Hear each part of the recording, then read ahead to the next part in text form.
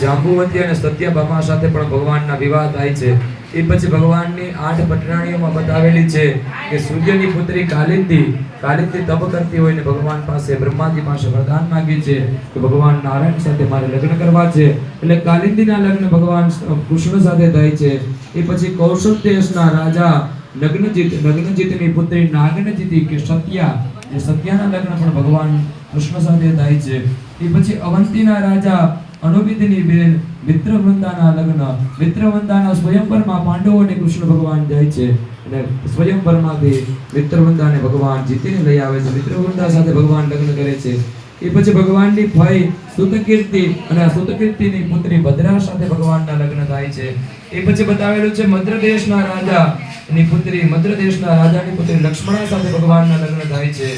એ પછી ભૌમાસુર જે ગોકુલની ગોપીઓ હતી એ સાથે સાથે અનેક રાજાઓની પુત્રી હતી, રાજકુમારી હતી। આ બધાને ભૌમાસુર પોતાની કેદમાં લઈ જાય છે અને 1 વર્ષ સુધી ભૌમાસુરની કેદમાં રહેતા આ બધી સ્ત્રીઓને બધા નકારતા હતા, આ બધા સ્ત્રીઓનું આ બધા અપમાન કરતા હતા। ત્યારે ભગવાન ભૌમાસુર સાથે યુદ્ધ કરે છે અને ભૌમાસુરને મારી અને ભગવાન જે 16,100 કન્યાઓ હતી ભૌમાસુરની કેદમાં, આ બધી કન્યાઓને દ્વારિકાની અંદર લાવે છે। એની સાથે કોઈ લગ્ન કરવા મંજૂર નતો એટલે ભગવાન કહે છે કે આજથી તમે મારો પતિ રૂપે સ્વીકાર કરો અને ભગવાનના લગ્ન 16,100 સ્ત્રી સાથે કન્યાઓ સાથે થાય છે। આમ ભગવાનના 16,108 લગ્ન પૂર્ણ થાય છે। આ પછી ભગવાનનો સંસાર બતાવેલો છે। ભગવાનને ત્યાં બધી પટરાણીઓને ત્યાં 8 પટરાણીઓને ત્યાં 10 પુત્ર હતા। 8 પટરાણીઓના સંતાનના નામ બતાવેલા છે। એ સિવાય 16,100 કન્યાઓને ત્યાં પણ 10 પુત્ર હતા અને એક પુત્રીનો જન્મ થયો હતો। રૂક્ષ્મણીને ત્યાં 10 પુત્ર હતા જેનું નામ હતું પ્રદ્યુમ્ન, ચારુદેષણ, કૃષ્ણદેષણ, પરાક્રમી ચારુદેવ, પછી સુચારુ, ચારુગુપ્ત, ભદ્રચારુ, પછી ચારુચંદ્ર, વિચારુ અને ચારુ, આવા 10 પુત્ર રૂક્ષ્મણીથી ભગવાન કૃષ્ણને થયા હતા। એ પછી સત્યભામાને ત્યાં 10 પુત્ર હતા જેનું નામ હતું ભાનુ, સુભાનુ, સ્વરભાનુ, પ્રભાનુ, ભાનુમાન, ચંદ્રભાનુ, બૃહદભાનુ, અતિભાનુ, શ્રીભાનુ અને પ્રતિભાનુ। આ 10 પુત્ર સત્યભામાથી ભગવાનને થયા હતા। જાંબુવતીને 10 પુત્ર થયા હતા જેમાં સૌથી મોટા જાંબુવતીને ત્યાં કોઈ સંતાન નહોતા એટલે ભગવાન સ્વયં મહાદેવની ઉપાસના કરે છે, ભગવાન સ્વયં મહાદેવને પ્રાર્થના કરે છે અને મહાદેવનો રુદ્ર અવતાર રૌદ્ર સ્વરૂપ એટલે સાંભનો જન્મ જાંબુવતી થાય છે। એ સિવાય 9 પુત્ર બતાવેલા છે જેમાં સુમિત્ર, પુરુજીત, સતજીત, સહસ્ત્રજીત, વિજય, ચિત્રકેતુ, વસુમાન, દ્રવિડ અને ક્રતુ, આ જાંબુવતીના 10 પુત્ર બતાવેલા છે। આ પછી સત્યાના 10 પુત્ર બતાવેલા છે। વીર, ચંદ્ર, અશ્વસેન, ચિત્રાગુ, વેગવાન, વૃષ, આમ, શંકુ અને કુંતી, આ 10 પુત્ર સત્યાના બતાવેલા છે। એ પછી કાલિંદીના 10 પુત્ર બતાવેલા છે જેમાં કૃતિ, શ્રુત, કવિ, વૃષ, વીર, સુબાહુ, ભદ્ર, શાંતિ, દર્શ, પૂર્ણમાસ, આ 10 પુત્ર કાલિંદીના બતાવેલા છે। પછી લક્ષ્મણાના 10 પુત્ર લક્ષ્મણાથી 10 પુત્ર થાય છે ભગવાનને જેમાં પ્રઘોષ, ગાત્રવાન, સિંહ, બલા, પ્રબલ, ઉદ્ભગ, મહાશક્તિ, સહ, અજ અને અપરાજ, આ 10 પુત્ર લક્ષ્મણાથી થાય છે। એ પછી મિત્રવૃંદાથી ભગવાનને 10 પુત્ર થાય છે, 10 સંતાનની પ્રાપ્તિ થાય છે જેના નામ છે વૃક, હર્ષ, અનિલ, ગૃધ, વૃદ્ધાર્દન, અનાર્દન, મહાશ, પાવન, વહની અને ક્ષુધિ, આ 10 પુત્ર મિત્રવૃંદાથી થાય છે અને ભગવાનના છેલ્લા પટરાણી એટલે ભદ્રા, આ ભદ્રાથી 10 સંતાનો થાય છે જેના નામ છે સંગ્રામજીત, બૃહત્સેન, શૂર, અરુજીત, જય, સુભદ્ર, વામ, આયુ અને સત્ય, આ 10 પુત્ર ભદ્રાને ત્યાં થાય છે। આ સિવાય 16,100 કન્યાઓ હતી। આ 16,100 કન્યાઓને ત્યાં પણ 10 પુત્ર અને એક પુત્રીની પ્રાપ્તિ થાય છે। આમ ભગવાનનો પરિવાર જોઈએ તો પુત્ર અને પૌત્ર બધા ભેગા થાય તો 1 કરોડ ઉપર જતા રહીએ છે, એટલા બધા પુત્ર ભગવાનને ત્યાં સંતાન લક્ષ્મી છે। આમ ભગવાનનો પરિવાર દ્વારિકાની અંદર ખુશીથી રહે છે। એ પછી રૂક્ષ્મણીના પુત્ર પ્રદ્યુમ્નના વિવાહ માયાવતી જે રતિદેવીનું સ્વરૂપ હતું આ રતિદેવીની સાથે કરવામાં આવે છે। એમ જ બીજા વિવાહ ભોજકટ દેશના રાજા રૂકમી અને આ રૂકમીની પુત્રી રૂકમવતી સાથે કરવામાં આવે છે। રૂકમવતી અને પ્રદ્યુમ્નથી અનિરુદ્ધનો જન્મ થાય છે। અને એ પછી સુખદેવજી મહારાજ પરીક્ષિત રાજાને કથા કહે છે કે અનિરુદ્ધ સ્વયં કામદેવનો અવતાર છે, કામદેવનો સ્વયં ભગવાન કામદેવ અવતાર લઈને આવ્યા છે. એ કથા હું તમને આગળ કહું છું. એક વખત ભગવાન શિવજી જ્યારે સતીજીનો દેહ ત્યાગ થઈ ગયો ત્યારે શિવજી ભગવાન પોતે શોકની અંદર હતા. એવામાં પાર્વતી ભગવાન શિવની સેવા કરવા માટે જતા હતા, હિમાલયની પુત્રી જતા હતા.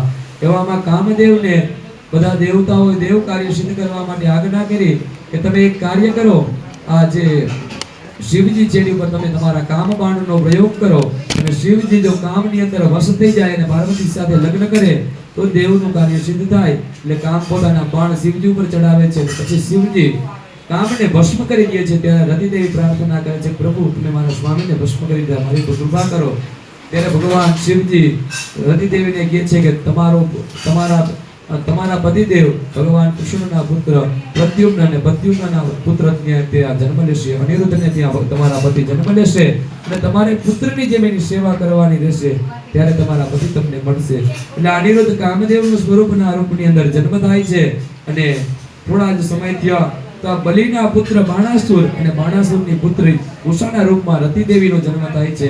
રતિદેવી પોતાની સખીઓને મોકલે છે અને અનિરુદ્ધને નાના બાળકના રૂપમાં હરણ કરી લઈ આવે છે. પછી અનિરુદ્ધ મોટા થાય છે અને અનિરુદ્ધ અને આ ઉષાના લગ્ન થાય છે. અને ઓકાહરણની કથા પણ કહેવાય છે. અનિરુદ્ધ અને ઉષાના લગ્ન થઈ જાય છે. પછી બાણાસુર સાથે ભગવાનનું યુદ્ધ થાય છે. ભગવાનના યુદ્ધનું વર્ણન કરેલું છે. ભગવાન બાણાસુરને મુક્ત કરે છે. બાણાસુરને ભગવાન સ્વધામ ગમન કરાવે છે. એ પછી પોંડરકની કથા આવે છે કે જે ભગવાન વાસુદેવ જેવું જ સ્વરૂપ હતું, ભગવાન કૃષ્ણ જેવું જ સ્વરૂપ હતું, ભગવાન જેવું જ સ્વરૂપ હતું. પોંડરક એક અસુર હતો અને એને પણ વિચાર આવ્યો કે મારા મિત્ર કંસને કૃષ્ણએ મારી નાખ્યો છે, મારા મિત્ર ચારુને મુષ્ટિકને બધાને મારી નાખ્યા છે, તો આનો બદલો લેવા માટે હું કૃષ્ણ ઉપર આક્રમણ કરું. એટલે પોંડરક પોતાના મિત્રના બદલો લેવા માટે આવે છે. અને પોંડરક કેવું સ્વરૂપ ધારણ કરે છે, જેવું ભગવાન કૃષ્ણનું સ્વરૂપ છે, જે કાળો સ્વરૂપ દેહ જે કૃષ્ણ સ્વરૂપ છે, પીળું પીતાંબર ધારણ કરે છે, માથે મોરપીંછ ધારણ કરે છે, હાથની અંદર વાંસળી લે છે. પોંડરક પણ ભગવાન કૃષ્ણનું સ્વરૂપ ધારણ કરી અને ગોકુલવાસીઓને પરેશાન કરતો હતો. એકબીજાને કહેતો હતો કે વાસુદેવ તો હું સ્વયં છું, વાસુદેવ હું છું, બોલો તો તમારો ખોટું વાસુદેવ છે. એમ ભગવાનને અનેકવિધ પ્રતાડિત કરે છે. પછી એક વખત પોંડરક ભગવાન પાસેથી સુદર્શન ચક્રની માંગણી કરે છે કે તમારું સુદર્શન ચક્ર મને આપી દો. તમે જો સાચા વાસુદેવ નથી, સાચા વાસુદેવ તો સાચો વાસુદેવ હું છું, તો મને તમારું સુદર્શન ચક્ર આપી દો. એટલે ભગવાન પોતાનું સુદર્શન ચક્ર હતું, જે પોતાનું તેજ હતું, એ સુદર્શન ચક્ર પોતાના હાથની અંદરથી છૂટે છે, છોડે છે અને પોંડરક ધારણ કરવા જાય છે. પરંતુ સુદર્શન ચક્રનું તેજ સહન કરી શકતો નથી. હજારો કરોડો સૂર્યના તેજ જેવું આ સુદર્શનનું તેજ આવે છે અને પોંડરક ધારણ કરવા જાય છે, ત્યાં ધરતીની અંદર સમાઈ જાય છે અને પોંડરકનું મૃત્યુ થાય છે. આ બાજુ હસ્તિનાપુરની અંદર દુર્યોધન રાજગાદી ઉપર હતો. દુર્યોધનની પુત્રી લક્ષ્મણાનો સ્વયંવર રચાણો હતો. લક્ષ્મણાના સ્વયંવરની અંદર ભગવાનના ભાઈ બલદેવજી અને શાંપ જાય છે. જાંબવતીનો પુત્ર શાંપ અને બલરામજી જાય છે અને દુર્યોધન સાથે બલદેવજીનો સંવાદ થાય છે અને સંવાદ એટલો ઉગ્ર થઈ જાય છે, બે બંને ગદા યુદ્ધ કરે છે. ગદા યુદ્ધની અંદર દુર્યોધનને બલદેવજી શિક્ષા કરે છે, દુર્યોધનને બલદેવજી હરાવે છે, પરાસ્ત કરે છે અને પછી લક્ષ્મણાને સ્વયંવરમાંથી શાંબ જીતી અને લઈ આવે છે. શાંબ અને લક્ષ્મણાના વિવાહ થાય છે, પરંતુ લક્ષ્મણા પણ શાંબ જેવી કુટિલ હતી. બંને પતિ પત્ની કુટિલત્વ અપનાવે છે. ભગવાન કૃષ્ણનો હર હંમેશ પણ વિરોધ કરે છે. પછી નારદજીએ ભગવાનના ગૃહસ્થ ધર્મનું વર્ણન કરેલું છે. નારદજી દ્વારા ભગવાનના ગૃહસ્થ ધર્મમાં પરિભ્રમણ કરવામાં આવે છે. એક વખત નારદજી દ્વારિકાપુરાની અંદર આવ્યા. દ્વારિકાની અંદર આવતાની સાથે જોયું કે ભગવાને 16,108 રાણીઓ સાથે લગ્ન કર્યા છે. તો આનો ગૃહસ્થ કેવો છે, આનો પરિવાર કેવો છે? ત્યારે પછી એક રાણી પાસે જાય છે ભગવાન. એક રાણી આગળ જઈને ભગવાન પૂછે છે કે ભગવાન કૃષ્ણ આવે છે ક્યારે અહીંયા? તો બધી રાણીઓ કહે છે હજી તો કૃષ્ણ અહીંથી જાય છે, હજી તો કૃષ્ણ આગળ ગયા છે. બધી રાણીઓના ચિત્તની અંદર ભગવાન પ્રત્યે એટલો પ્રેમ હતો, એટલો સ્નેહ હતો કે બધાને એમ થતું કે ભગવાન હજી અહીંથી ગયા છે, ભગવાન હજી મને મળીને ગયા છે. ભગવાન અમુક સાથે ભગવાન નારદજી જોઈએ છે તો જમતા હોય છે. બીજી રાણી પાસે ભગવાન જાય તો ત્યાં પણ ભગવાન જમતા હોય છે. ત્રીજી રાણી પાસે જાય તો ત્રીજી રાણી સાથે ભગવાન ચોપાટ રમતા હોય છે. એથી આગળ જાય તો ભગવાન પાછા એ રાણી સાથે વાતો કરતા હોય છે. એથી આગળ જાય તો બીજી રાણી સાથે કઈ ચર્ચા કરતા હોય છે. પછી નારદજી વિચાર કરે છે, ભગવાનની લીલાનું ગાન કરે છે. આ પછી બતાવેલું છે કે કૌરવો અને પાંડવોની કથા બતાવેલી છે. સુખદેવજી મહારાજે એને પરીક્ષિત રાજાએ પ્રશ્ન પૂછ્યો કે મારા પિતાશ્રીઓ અને મારા દાદાશ્રીઓ જે પાંડવો હતા, આની કથા તમે મને થોડી બતાવો. આની જીવનની અંદર રક્ષા કરવા માટે ભગવાન કૃષ્ણ હર હંમેશ માટે આવ્યા છે. ત્યારે ખાંડવ પ્રસ્થની કથા બતાવેલી છે કે દુર્યોધને કાંઈ રાજ્યનું આપ્યું, એક એવો વિશાળ પ્રદેશ આપ્યો હતો. એ પ્રદેશ એવો હતો કે પ્રદેશની અંદર કાંઈ વૃક્ષ પણ નહોતું, એક મરુભૂમિ કહી શકાય. આવી મરુભૂમિ પાંડવોને આપી હતી દુર્યોધને. આવી મરુભૂમિને પામીને પાંડવો ત્યાં જઈને અનેક પ્રકારનો ઉદ્યમ કરે છે, અનેક પ્રકારનો પુરુષાર્થ કરે છે. અને પાંડવો ત્યાં ખાંડવ પ્રસ્થની અંદર એક સુંદર મજાનો મહેલ બનાવે છે અને વિશ્વકર્માને લાવી અને દુર્યોધનથી જે હસ્તિનાપુર હતું, હસ્તિનાપુર તો એના કાચના પડછાયા સ્વરૂપના થાય આવો સુંદર મહેલ બનાવે છે. અને વિશ્વકર્માની કૃપાથી એટલો સુંદર મહેલ બને છે કે જ્યાં તમે જલ દેખતા હોય ને સ્થળ હોય, જ્યાં સ્થળ દેખતા હોય ને જલ હોય, જ્યાં તમને એમ થાય કે બગીચો છે, જ્યાં કાંટા હોય, જ્યાં કાંટા દેખાય ત્યાં બગીચો હોય, આવો માયાનગરી બનાવે છે. અને આનું નામ ઇન્દ્રપ્રસ્થ રાખવામાં આવે છે. ધર્મરાજ યુધિષ્ઠિર ઇન્દ્રપ્રસ્થનું જ્યારે સંપૂર્ણ કાર્ય પૂર્ણ થઈ જાય છે એટલે યુધિષ્ઠિર ભગવાન કૃષ્ણને બોલાવે છે. 5 પાંડવો સાથે મળી અને રાજસુ યજ્ઞનો પ્રારંભ કરે છે. આ બાજુ રાજસુ યજ્ઞનું બધાને આમંત્રણ આજુબાજુના બધા રાજાઓને આપવામાં આવે છે અને દુર્યોધનને પણ આપવામાં આવે છે. એના મિત્ર કર્ણ આવે છે, બધા રાજાઓ આવે છે, ભીષ્મ પિતામહ આવે છે, દ્રોણાચાર્ય આવે છે, બધા આવે છે. ખાંડવ પ્રસ્થની જગ્યાએ ઇન્દ્રપ્રસ્થની અંદર બધા પધારે છે. આ બાજુ રાજસુ યજ્ઞની અંદર ભગવાન કૃષ્ણ પણ આવ્યા હતા. બધાએ મોટી મોટી સેવાઓ લઈ લીધી. કોઈ કે અમે અતિથિઓનું સ્વાગત કરશું, કોઈ કે અમે અતિથિઓનો સત્કાર કરશું.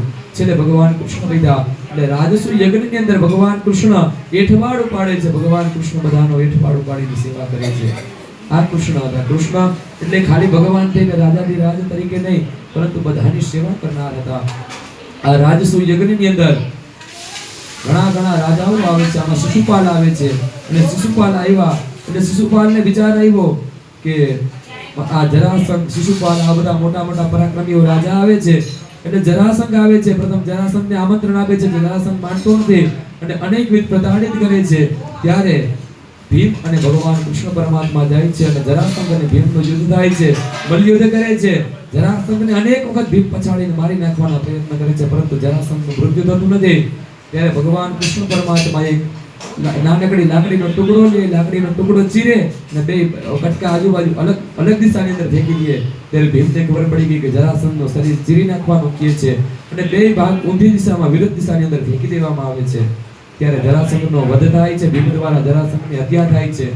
જરાસંઘની કેદમાં રાજા હતા જે 20,800 રાજા હતા. 20,800 રાજાને ભગવાન ત્યાંથી મુક્ત કરાવે છે.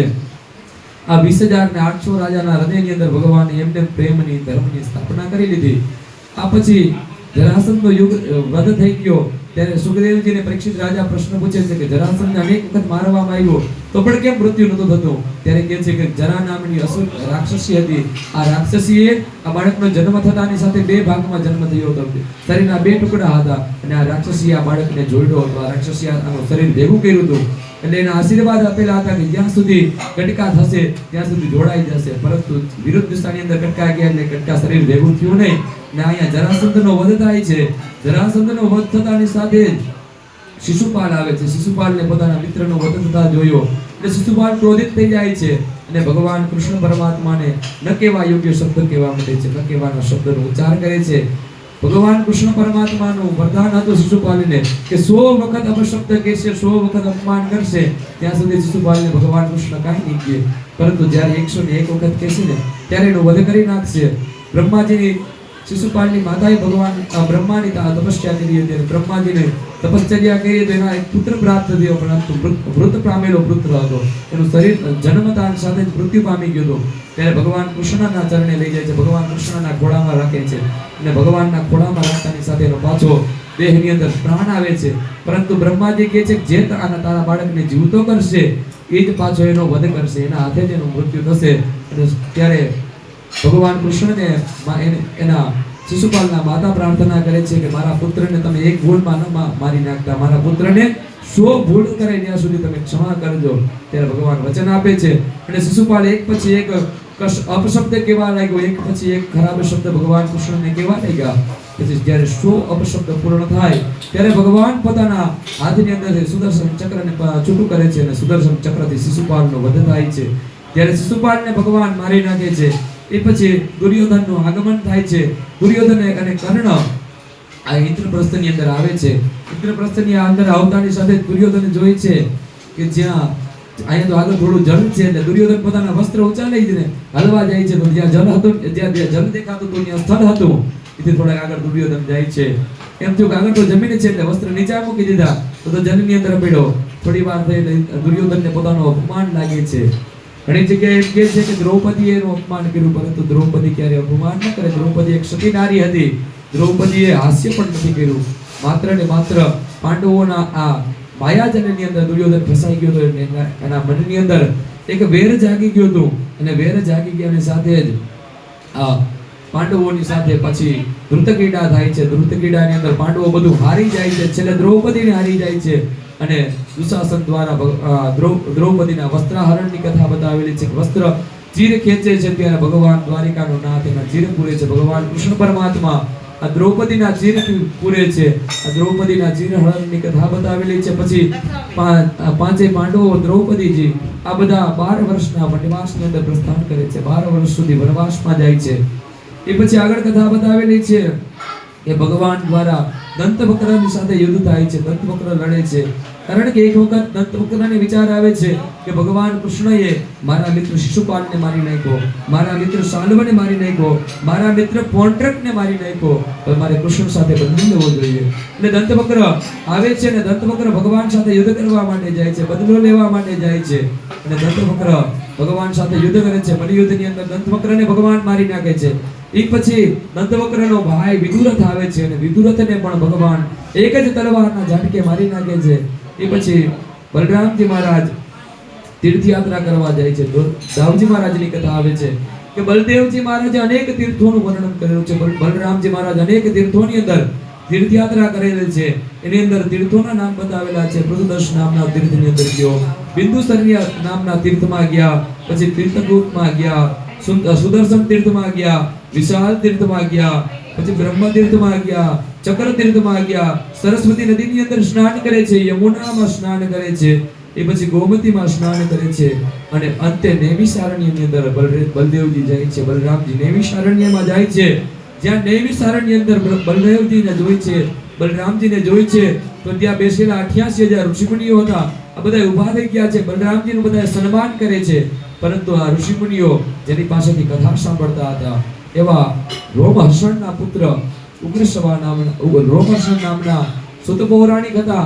આ સુત પૌરાણિક ભાગવતજીની કથા કરતા હતા, અનેક પુરાણોની કથા કહેતા હતા અને બલદેવજી મહારાજને આવેલા જોઈ અને સુખદેવજી મહારાજ પોતાની સુત પૌરાણિક પોતાની વ્યાસપીઠ ઉપર ઉભા નથી થતા.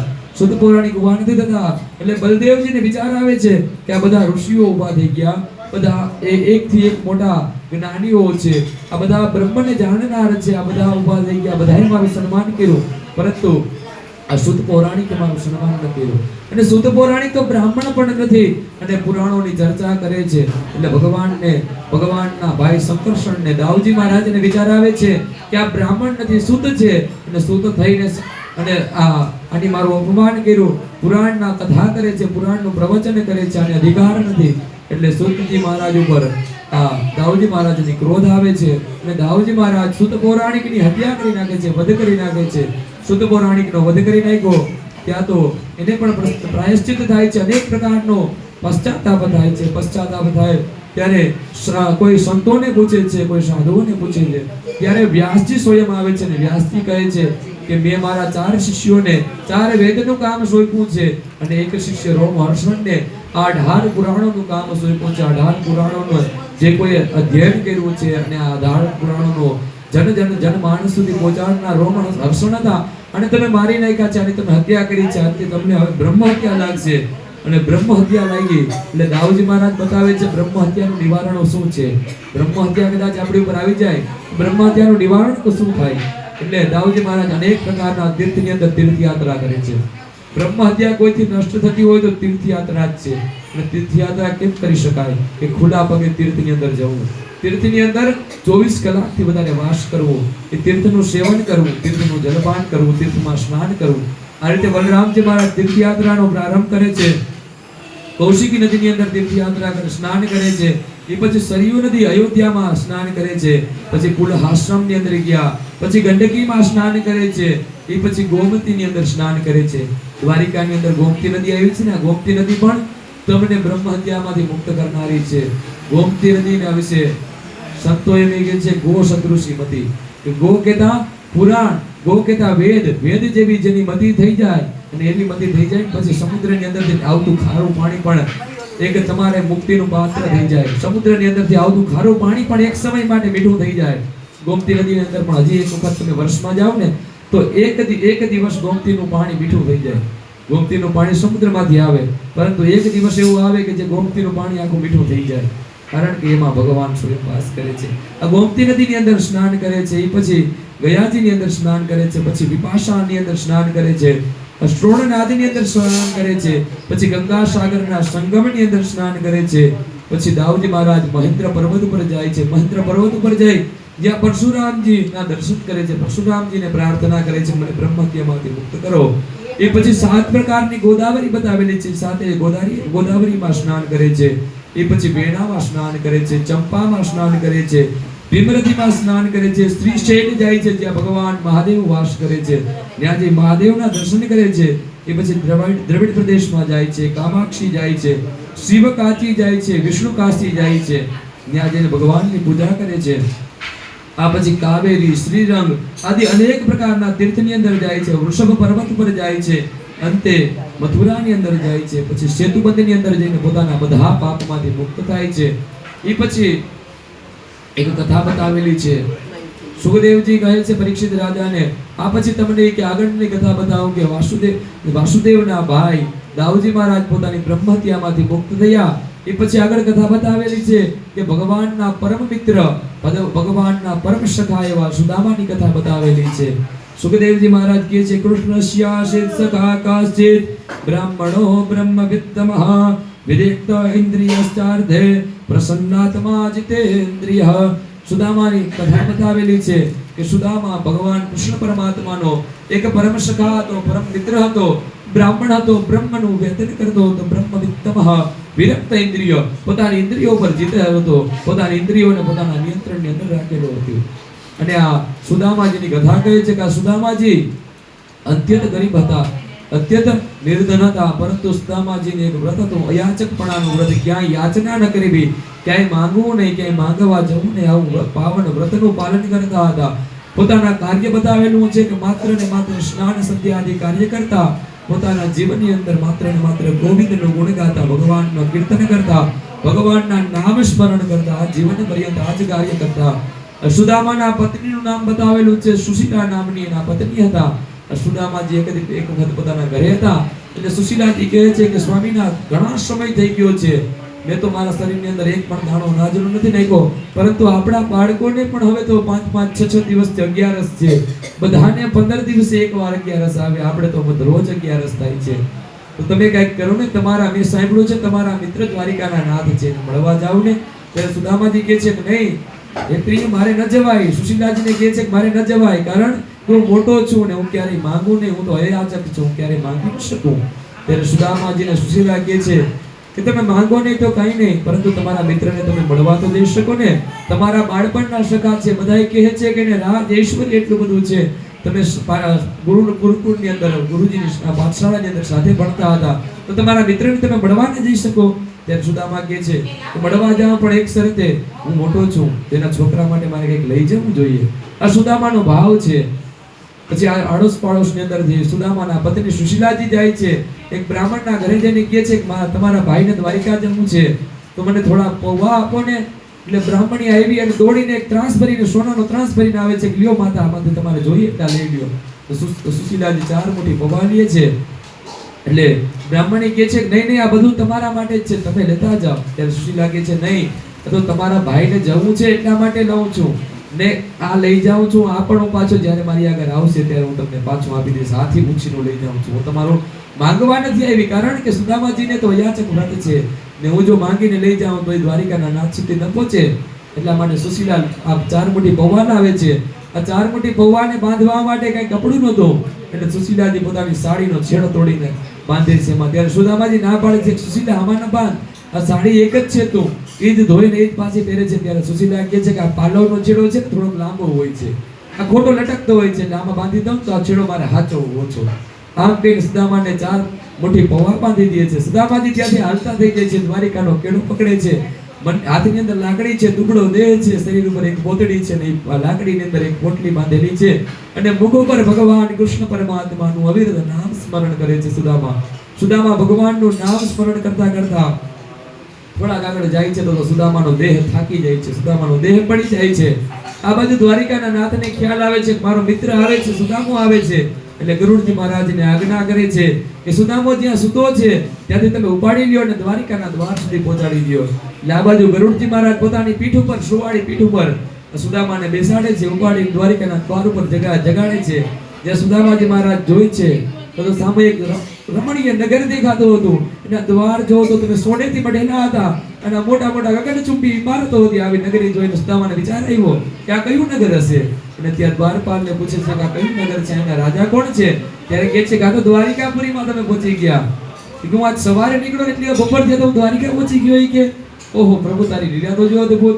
ત્યારે દ્વારપાલ પૂછે કે આજે સવારે નહીં 4-5 દિવસ પહેલા નીકળ્યા છો ભૂદેવ, તમે ભૂલ કઈ ખાઈ જાવ છો? કે ના ના, હું આજ સવારે જ નીકળ્યો છું, મેં સંધ્યાવંદન સવારના કર્યા છે, બપોરના બાકી છે હજી. ત્યારે દ્વારપાળ કહે છે તમારે શું કોનું કામ છે? ત્યારે સુદામા દેવ કહે છે કે મારે ભગવાન કૃષ્ણનું કામ છે, કૃષ્ણનો મિત્ર છું. ત્યારે દ્વારિકા નગરીની અંદર એવી વ્યવસ્થા હતી કે ભગવાન દ્વારિકાધીશ સુધર્મા નામની સભાની અંદર બેઠા હોય તો પણ બ્રાહ્મણો કોઈ આવે, કોઈ યાચકો આવે તેને ક્યારે રોકવામાં ના આવતા. અમુક કથામાં આપણે સાંભળી છે કે સુદામાને ધક્કો માર્યો, પાડી દીધા. ના, ક્યારેય દ્વારિકાવાસીઓ આવું ન કરી શકે, ક્યારે યદુકુળ આવું ન કરી શકે. એટલા માટે કીધેલું છે કે દ્વારિકાનો નાથના દરબારની અંદર સુદામા જાય છે, પરંતુ એક દ્વારપાળ જઈને કહે છે કે પ્રભુ તમારો કોઈ મિત્ર કહે છે, તમારો મૈત્રીનો દાવો કરે છે, એક બ્રાહ્મણ છે અને તમને મળવા માંગે છે. ત્યારે ભગવાને કીધું કે એનું નામ શું છે? અને નામ ભગવાન સુદામો સાંભળો.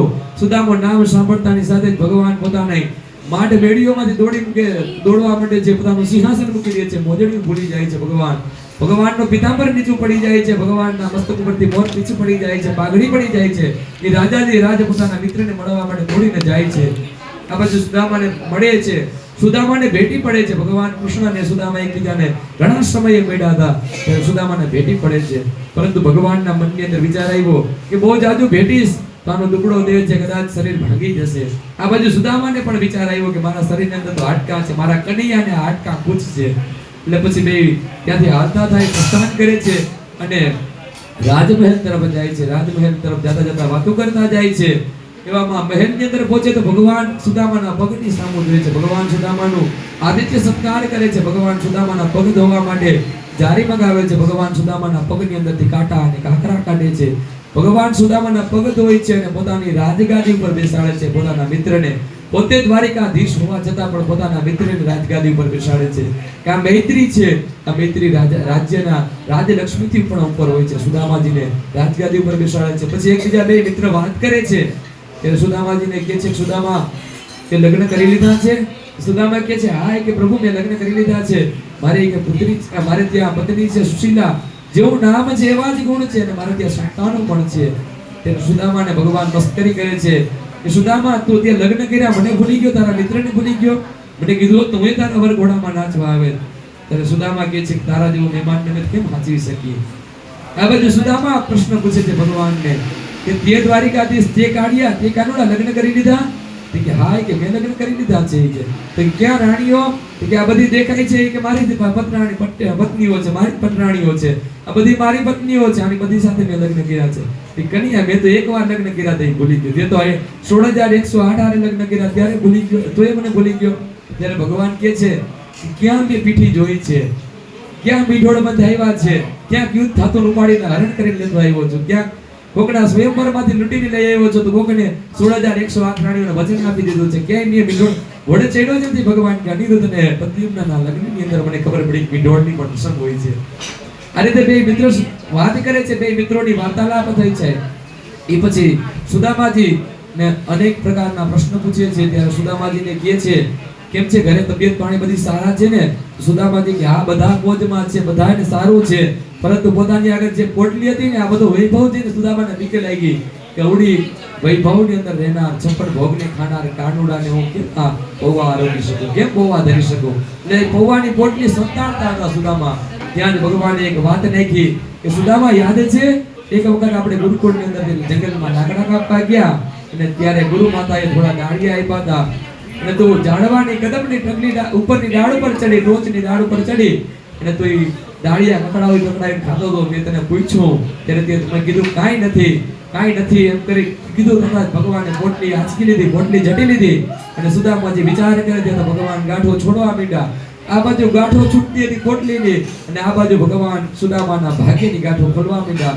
સુદામાના કપાળ ઉપર લખેલું હતું લક્ષ્ય લક્ષ્મી ક્ષીરઃ, કે લક્ષ્મીજીનો હર હંમેશ માટે ક્ષીર થાય. એની જગ્યાએ અક્ષ લક્ષ્મી લખી નાખ્યું, યક્ષ લક્ષ્મી લખી નાખ્યું કે જે યક્ષની ત્યારે લક્ષ્મીનો ક્ષય ન થાય એવી લક્ષ્મી ભગવાન એના કપાળ ઉપર લખી નાખી. એક પછી એક ગાંઠો છોડે છે અને સુદામાનું દારિદ્ર્ય તોડી નાખે છે ભગવાન. પછી એક બુકડો, ત્રીજો બુકડો અને ચોથો બુકડો ખાવા જાય છે ને જ્યાં પૌવાનો, ત્યાં તો રૂક્ષ્મણી વગેરે પટરાણીઓ રોકે છે. પ્રભુ હવે તો રહેવા દ્યો, દ્વારિકામાં જેટલું ઐશ્વર્ય હતું એટલું બધું સુદામાને તમે આપી દીધું. દ્વારિકાની અંદર જેટલા દાસ દાસીઓ હતા બધા સુદામાને આપી દીધા. દ્વારિકાની અંદર જેટલું વૈભવ સુવર્ણ બધું તમે સુદામાને આપી દીધું. હવે તો અમારો વારો છે, અમે અહીંની દાસીઓ થઈને જતી રહેશું. પ્રભુ હવે તો અમને રહેવા દ્યો. એક ભાવ છે તો ભગવાન એટલા ભાવથી ખાતા હતા ત્યારે રૂક્ષ્મણી વગેરેને કહ્યું કે આ પૌવાની અંદર કઈક તાકાત છે, આ પૌવાની અંદર કઈક એવું તાકાત છે કે અખિલ બ્રહ્માંડનો નાયક આ પૌવા ખાય છે. એટલા માટે આ બધા પૌવા જટી જાય છે, બધી પટરાણીઓ પ્રસાદ લે છે. પછી ભગવાન કૃષ્ણ પરમાત્મા અને સુદામા ઘણા દિવસ મહેમાનગતિ માણે છે. ભગવાનની મહેમાનગતિ સુદામા માણે છે અને પછી સુદામા કહે છે હવે મારે ઘરે જવાનો સમય આવી ગયો છે, કનૈયા હવે તો રજા આપ. ત્યારે ભગવાન જે પાછા નવા વસ્ત્ર આપ્યા હતા એ બધા વસ્ત્ર પાછા લઈ લે છે અને નગર સુધી મૂકવા જાય છે. દ્વારિકા પૂરી ન થાય ત્યાં સુધી મૂકવા જાય છે. પછી તો દ્વારિકાનો નાથ ત્યાં ઊભો જોઈ છે કે જાય મારો મિત્ર જાય છે. આંખમાંથી આંસુ પડે છે, વિરહના આંસુ પડે છે. આ બાજુ સુદામાને વિચાર આવતો હતો એટલા હાથી ઘોડા રાજ શૌક છે તો પણ મને પોરબંદર સુધી મૂકવા ના આવ્યો. આ બાજુ ઉદ્ધવજી મહારાજ કહે છે પ્રભુ તમારી આગળ ઘોડા છે, ગરુડજી મહારાજ છે અને આજ્ઞા કરો ને બિચારા બ્રાહ્મણનો દેહ થાકી જશે, તમે આને સુદામાજીને પોરબંદર સુધી મૂકી આવો ને. ત્યારે દ્વારિકાનો નાથ કહે છે કે આનું બ્રહ્મત્વ એટલું પવિત્ર છે, આની અંદર એટલું તેજ છે કે કદાચ દ્વારિકાની ભૂમિ ઉપર પગ મૂકે ને તો પણ દ્વારિકા નગરી મારી પવિત્ર થઈ જાય, એટલા માટે હું આને હલાવું છું. આ બાજુ સુદામાજી પોતાના ઘરે જાય છે. ઘરે જઈને જોઈ છે કે જ્યાં આપણી ઝૂંપડી હતી, જ્યાં સુશીલાજી રહેતા હતા, જ્યાં બકરી બાંધી હતી, આ ઝૂંપડી જગ્યાએ તો મોટો મહેલ થઈ ગયો છે, મોટું ભવન થઈ ગયું છે. ત્યારે સુદામાજી વિચાર કરે છે જો તો ખરી અમીર લોકોનો ઠાઠ માર જો 10 દિવસ ઘરની બહાર ગયો તો તમારી ઝૂંપડી કાઢી નાખી મોટા મહેલ બનાવી દીધા. સુદામાજી આવો વિચાર કરે છે તો એક સુંદર નારી આવી, એની સાથે અનેક દાસીઓ હતી, સુંદર મજાના આભૂષણો પહેર્યા હતા, કાનની અંદર કુંડળ હતા, ગળાની અંદર મોટો હાર પહેર્યો હતો અને હીરા જવેરાતથી ભરેલી આ સુંદર સ્ત્રીને જોઈને સુદામાજી કહે છે એ દેવી અહીંયા એક સ્ત્રી હતી, એક ગરીબી સ્ત્રી હતી, એક ગરીબીની ઝૂંપડી હતી અને એક અહીંયા બકરી બાંધી હતી, આ ક્યાં ગયો? ત્યારે કહે છે હું તમારી પત્ની સુશીલા જ છું, મને તમે કેમ ઓળખતા નથી સ્વામીનાથ? ત્યારે સુદામાજી પ્રશ્ન પૂછે છે કેમ આટલું બધું વૈભવ ક્યાંથી? કોણ રાજા આપણી પર દયા કરી ગયા? કે નહીં તમારો મિત્ર દ્વારિકાનો નાથ બધું આપી ગયો છે. પછી સુદામાજી સુશીલા સાથે અનેક પ્રકારના સંવાદ કરે છે. એમાં એક પ્રશ્ન સુશીલાને પૂછે છે હે સુશીલા હે મહારાણી તમે એટલું બધું સોનું પહેર્યું છે, એટલું બધું હીરા જવેરાત પહેર્યા છે, એટલું બધું શોખ વૈભવને ભેગો કર્યો છે, આ સોનાની મને આજ રોટલી બનાવી દો ને, આ ચાંદીનું મને આજ શાક બનાવી દો, મારે આજ સોનાની રોટલી ને ચાંદીનું શાક ખાવું છે.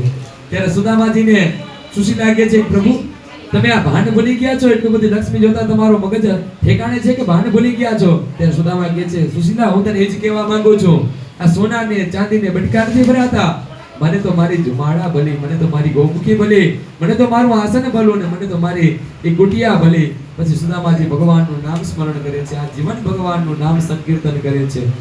આ સુદામાની કથા બતાવેલી છે. એ પછી કથા બતાવેલી છે કે ગોકુળની અંદર જે દ્વારિકાની અંદર માં દેવકીજી એક વખત ભગવાન કૃષ્ણ પરમાત્માને પ્રાર્થના કરે છે કે બધા કહે છે તું અનેક પ્રકારની લીલા કર, તું અનેક પ્રકારના બધાના મનોરથ પૂર્ણ કરજો, પણ એક વખત મારી ઉપર તો કૃપા કર, મારા 6 બાળકોને કંસે મારી નાખ્યા. જન્મતાની સાથે હું મારા બાળકોના મુખ નથી જોઈ શકી, મારા બાળકોને સ્તનપાન નથી કરાવી શકી. આ મારા મનોરથ તું પૂર્ણ કર. મારા બાળકોને એક વખત તું મને મળાવ. ત્યારે આવું કહે છે, મારા બાળકોને પાછું મળાવ. ત્યારે સુખદેવજી મહારાજને પરીક્ષિત રાજા પ્રશ્ન પૂછે છે કે આ 6 બાળકો કોણ હતા અને આનો જન્મ થયો પછી મૃત્યુ થઈ ગયું, પાછા ક્યાં ગયા? ત્યારે સુખદેવજી મહારાજ પરીક્ષિત રાજાને કહે છે કે જ્યારે સ્વયંભૂ મન્વંતરની અંદર સ્વયંભૂ પ્રજાપતિએ મરીચીના પત્ની ઉર્ણીના ગર્ભથી 6 પુત્ર ઉત્પન્ન થયા અને આ 6 પુત્ર બધા દેવતાઓ હતા. ઉર્ણીના ગર્ભથી મરીચી અને ઉર્ણીના ગર્ભથી 6 પુત્ર ઉત્પન્ન થયા અને આ 6 પુત્ર દેવતાઓ હતા. આ દેવતાઓ એક દિવસ વિચાર કરે છે કે બ્રહ્માજીએ પોતાના મનની અંદરથી માં સરસ્વતીને ઉત્પન્ન કર્યા અને આ સરસ્વતી સાથે બ્રહ્માજી સૃષ્ટિક્રમ માંડે છે. બ્રહ્માજીની સાથે લગ્ન કરે છે. બ્રહ્માજીની માયાની અંદર મોહિત થઈ જાય છે. ત્યારે આ 6 પુત્રોને વિચાર આવે છે અને બ્રહ્માજીનું હાસ્ય કરે છે, બ્રહ્માજીનું અપમાન કરે છે. બ્રહ્માજીનું અપમાન કરે ત્યારે બ્રહ્માજી કહે છે કે આવ તમે આસુરી યોનિમાં જાજો. એટલે પછી હિરણ્યાક્ષને આ જન્મ થાય છે. હિરણ્યાક્ષને આ જન્મ થતાની સાથે જ ભગવાન સંકર્ષણ કરે છે. સંકર્ષણ કરી અને દેવકીના ગર્ભની અંદર આ 6 બાળકોને લાવે છે. એક બાળકની ગર્ભની અંદર લાવે અને આની મુક્તિ થવા માટે બ્રહ્માજીએ કીધું તો ભગવાન કૃષ્ણ કરે ને તો થાય, સંકર્ષણ કરે તો થાય. એટલા માટે દેવકીના ગર્ભની અંદરથી એક બાળકનો જન્મ થાય. કંસ આવે, એ બાળકને પટકીને મારી નાખે એટલે આ દેવતાની મુક્તિ થઈ જાય. આ રીતે 6 બાળકોને મારી નાખે છે કંસ. આ 6 ના નામ બધા આપેલા છે. મોટો જે પ્રથમ બાળક હતો આનું નામ સ્મરણ છે. એ પછી ઉદગીત છે. એ પછી પરિશ્વંગ છે. એ પછી પતંગ છે. એ પછીનો 5મા નંબરનો બાળક ચતુર્ભુજ છે અને 6ઠા નંબરનો બાળક આનું નામ ધ્રુડિક છે. આ 6 બાળકને કંસે મારી નાખ્યા એટલે મુક્તિ થઈ ગઈ. આ મુક્ત થયેલા બાળકોને ભગવાન પાછા પોતાના ધામની અંદરથી લાવે છે અને લાવતાની સાથે જ ભગવાન માતા સાથે મિલન કરાવે છે. માં દેવકીને મનાવે છે. એટલે માં દેવકી બધાને પોતાના ગળે લગાડે છે અને સ્તનપાન કરાવે છે. માના મનોરથ ભગવાન પૂર્ણ કરે છે. ભગવાન આગળ કોઈ એવા જીવ નથી કે જેના મનોરથ ભગવાને પૂર્ણ ન કર્યા હોય. માત્ર એક વખત તમારા મનોરથ ભગવાન આ પછી સાંભળીએ ઋષિઓ શ્રાપ આપે છે. આ કથા બતાવેલી છે. આ યદુકુળના સંહારની કથા બતાવેલી છે. પછી આગળ કથા બતાવેલી છે કે એક વખત બધા ભગવાન કૃષ્ણના પુત્રો કૃષ્ણ ભગવાને બધા રાજ્યની અંદર આખા ભારત વર્ષની અંદર ધર્મનું સંસ્થાપન કર્યું, પરંતુ પોતાના રાજ્યની અંદર જ વિકૃતિ આવવા માંડી હતી. ભગવાનના કૃષ્ણ પુત્રો જ અનેક પ્રકારના દુષ્કર્મ કરવા માંડ્યા હતા. એવામાં જાંબવતીનો પુત્ર શાંબ, આ શાંબ મસ્કરી કરવા, ઋષિનું અપમાન કરવા માટે એક સુંદર સ્ત્રીના વસ્ત્ર ધારણ કરે છે અને ગર્ભની અંદર એક લોખંડનો લોહ મુસળ રાખે છે. આ મુસળ રાખી અને ઋષિ આગળ જાય છે કે હે પ્રભુ, એના મિત્રો હોય કે કહે છે કે આ અમારી બહેન છે, અમારી આ ભગીની છે, આના ગર્ભની અંદર શું છે, દીકરો છે કે દીકરી, આના ગર્ભથી શું ઉત્પન્ન થશે? ત્યારે ઋષિ આંખ બંધ કરે છે. બ્રહ્મ જ્ઞાનથી દેખાય છે કે આ તો મારી મસ્કરી કરવા આવે છે. ત્યારે ઋષિ શ્રાપ આપે છે કે આના ગર્ભની અંદરથી મુસળ થશે અને આ મુસળથી તમારા યદુકુળનો સંહાર થશે. એક શ્રાપ આ ઋષિનો હતો અને બીજો શ્રાપ ગાંધારી આપ્યો હતો. જ્યારે મહાભારતનું યુદ્ધ પૂર્ણ થયું ત્યારે ગાંધારીના 100 પુત્રનો નાશ થઈ ગયો હતો. ત્યારે કૃષ્ણને શ્રાપ આપ્યો હતો કે મેં મારી આંખે જેમ મારા 100 પુત્રને મરતા જોયા છે એમ તું પણ તારા વંશને સમૂળ નાશ થતો જોઈ છે. એટલે આ બે શ્રાપ ભેગા થયા. એટલે આ મુસળ હતો. આના પછી યાદવો અનેક પ્રકારના કટકા કરે છે. નાનો કટકા કર્યા હતા, એમાંથી એક કટકો એક માછલી ગ્રહણ કરી જાય છે. આ માછલી ગ્રહણ કરીને જતી રહે છે. અને બીજો કટકો હતો એમાંથી થોડો નાનો હતો, એમાંથી નેત્ર નામનો એક ઘાસ બન્યું છે અને આ ઘાસમાંથી પછી આખી યાદવોની વિનાશની કથા બતાવેલી છે. પરંતુ એ પહેલા 11મો સ્કંદ પૂર્ણ થાય છે અને 12મા સ્કંદની અંદર દત્તાત્રેય મહારાજની કથા બતાવેલી છે. દત્તાત્રેયના 24 ગુરુઓની કથા બતાવેલી છે. માં અનસુયાના ગર્ભથી દત્તાત્રેયે જન્મ લીધો. જન્મ લીધા પછી દત્તાત્રેય મહારાજે અનેક પ્રકાર સૃષ્ટિની અંદરથી સદકાર્ય અને જે સદકાર્ય કરતા હોય આનો પ્રોત્સાહન આપ્યું છે. બધાને પોતાના ગુરુનો ભાવ આપ્યો છે. પૃથ્વી પાસેથી એની ક્ષમતાનો ગુણ લીધો અને પૃથ્વીને પોતાના ગુરુ બનાવ્યા. વાયુને જીવાડવા માટે પરોપકારનો ગુણ લીધો અને વાયુને પોતાના ગુરુ બનાવ્યા. આકાશ પાસેથી અભિમાન રહિત નિરભિમાનનો ગુણ લીધો કે આકાશની અંદર ગમે એટલી વસ્તુ જાય, આકાશ કદી ક્યારે અભિમાન નથી કરતો. પછી જલ પાસેથી પોષણનો ગુણ સ્વીકાર કરીને જલની ગુરુ બનાવ્યા. અગ્નિ પાસેથી પાચકત્વનો જીવોનું પાચન કરવા માટેનો ગુણ, પુષ્ટિનો ગુણ લઈ અને એને પોતાના ગુરુ બનાવ્યા. આવી રીતે 24 પ્રકારના ગુરુ બનાવ્યા. ચંદ્રમાને બનાવ્યા, ચંદ્રમાંથી શીતળત્વનો ગુણ લીધો, પરોપકારનો ગુણ લીધો કે સૂર્ય આગળથી ચંદ્ર પ્રકાશ લે અને પછી પાછો આપણે પ્રકાશ આપી દઈએ. એ પછી ભગવાન સૂર્યને બતાવ્યો, ગુરુ બનાવ્યા કે સૂર્યને જગતના 24 કલાકના સાક્ષી બનાવ્યા છે. સૂર્ય ભગવાન ક્યારેય અસ્ત થતા નથી, ક્યારેય એને મોડું નથી થતું, એટલા માટે એને ગુરુ બનાવ્યા છે. આ પ્રમાણે 24 ગુરુ બનાવ્યા છે, જેના નામ છે પૃથ્વી, વાયુ, આકાશ, જલ, અગ્નિ, ચંદ્રમા, સૂર્ય, કબૂતર, અજગર, સમુદ્ર, પતંગિયું, મધુમાખી, હાથી, મધપૂડો લૂંટનાર જે હોય છે, પારધી, એ પછી હરણને બનાવ્યો છે, માછલી છે, પિંગલા નામની વૈશ્યા છે, એક બાળકને પોતાનો ગુરુ બનાવે છે, કીટોડીને પોતાનો ગુરુ બનાવે છે, એક કુંવારી કન્યાને પોતાનો ગુરુ બનાવે છે, જે બાણ બનાવનાર હોય છે એને પોતાનો ગુરુ બનાવે છે, પછી સર્પને પોતાનો ગુરુ બનાવે છે, કરોડિયાને પોતાનો ગુરુ બનાવે છે, અને ભમરીને પોતાનો ગુરુ બનાવે છે. આ દત્તાત્રેય મહારાજના 24 ગુરુઓની કથા બતાવેલી છે. આ 24 ગુરુઓની કથા બતાવેલી છે. એક પાસેથી એક સદગુણનો ગ્રહણ કરે છે દત્તાત્રેય મહારાજ. જે રીતે ભમરી એક વખત પોતાના ઈયળને દંશ મારે અને ઈયળને યાદ આવે કે ભમરી આગળ આવી દંશ મારશે, આવી જ સ્મૃતિની અંદર ભમરીના ઈયળમાંથી ભમરી થઈ જાય. આમ ભગવાન દત્તાત્રેય મહારાજ બધાની અંદરથી સદગુણ લઈ અને ગુણની અભિવૃદ્ધિ કરેલી છે. અને ગુણની અભિવૃદ્ધિ કરવા માટે દત્તાત્રેય મહારાજે 10 પ્રકારના લક્ષણ બતાવેલા છે, 10 કારણો બતાવ્યા છે કે જેનાથી તમારા ગુણની અભિવૃદ્ધિ થાય, તમારી અંદર ગુણની અભિવૃદ્ધિ થઈ શકે. એમાં પ્રથમ બતાવેલું છે શાસ્ત્રનો અભ્યાસ કરવો. પછી જનની અંદરથી તમે કદાચ ભગવાન ગુણ લઈ શકો, શીતળતાનો. પછી આ પ્રજા બતાવેલી છે, દેશ, કાલ, કર્મ, જન્મ, ધ્યાન, મંત્ર અને સંસ્કાર. આ બધી વસ્તુ હોય તો તમારી અંદર સદગુણ પ્રવેશ કરી શકે. આ પછી સુખદેવજી મહારાજ પરીક્ષિત રાજાને 8 પ્રકારની સિદ્ધિઓની વર્ણન કરે છે. 8 મહાન સિદ્ધિઓનું વર્ણન કરેલું છે, જેની અંદર અણિમા, મહિમા, દધિમા, પ્રતિમા, પ્રાપ્તિ, ઈશિતા, પ્રાકામ્ય, વર્ષિતા, કામવાસિતા, પ્રાપ્તિ, પ્રહાસ્ય, વશિતા, દૂરશ્રવણ અને દૂરદર્શન અને મનોજવ. આવી 18 ટોટલ સિદ્ધિઓ છે, એમાંથી 8 મોટી મહાન સિદ્ધિઓ બતાવેલી છે. આ સિદ્ધિઓનું વર્ણન કરેલું છે. એ પછી 12મા સ્કંદની અંદર ભગવાનની વિભૂતિઓનું વર્ણન કરેલું છે. ભગવાન પોતાના વિરાટ સ્વરૂપનું વર્ણન કરે છે. ભગવાન કહે છે કે આની અંદર મારા દર્શન થઈ શકે. ભગવાન પ્રથમ તો સહસ્ત્ર શિરેખાનું વર્ણન કરેલું છે. ભગવાનને 1000 મસ્તક છે. પછી જે રીતે ગીતાજીની અંદર ભગવાનનું વિભૂતિનું વર્ણન કરેલું છે. અર્જુનને જ્યારે ભગવાન કહે છે કે આ જે યુદ્ધ કરનાર યોદ્ધાઓ છે એ પણ હું છું, અને યુદ્ધની અંદર મરનાર છે એ પણ હું છું, અને મારનાર છે એ પણ હું છું. જે શસ્ત્ર છે શસ્ત્ર પણ હું છું, અને જે શાસ્ત્ર છે શાસ્ત્ર પણ હું છું. પછી બધાની અંદર ભગવાન બતાવે છે કે અશ્વ છે અશ્વની અંદર પણ હું છું, આ ઘોડાઓ છે તો ઘોડાની અંદર પણ હું વાસ કરું છું. આ બધા જીવોની અંદર આત્મરૂપે ભગવાન કહે છે હું વાસ કરું છું. આ સમસ્ત પદાર્થોની અંદર ભગવાન કહે છે હું છું.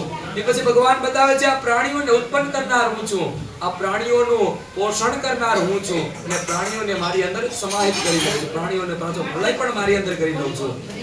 જે ગતિની અંદર ગતિથી દોડનાર પ્રાણીઓ છે, આ ગતિથી દોડનાર પ્રાણીઓની અંદર ગતિ જે છે, જે દોડવાની શક્તિ છે, આ દોડવાની શક્તિ ભગવાન કહે છે હું છું. જે ગણતરી કરવાના ઉપકરણો બતાવેલા છે, જે ગણિત બતાવેલું છે, ગણિતની અંદર જે કાર્ડ છે એ કાર્ડ હું છું. જે ભગવાને કીધું છે ગુણની અંદર સામ્યતા છે એવી પ્રકૃતિ હું છું. જે ગુણવાન છે એમાં સ્વાભાવિક ધર્મ હું છું, સ્વાભાવિક ગુણ હું છું. એ પછી ભગવાને બતાવેલું છે સૂક્ષ્મમાં સૂક્ષ્મ વસ્તુઓ. એક બે પથ્થર હોય, પથ્થરની અંદરથી તમે પથ્થર માંગો તો એની અંદરથી નાની જીવાત નીકળે.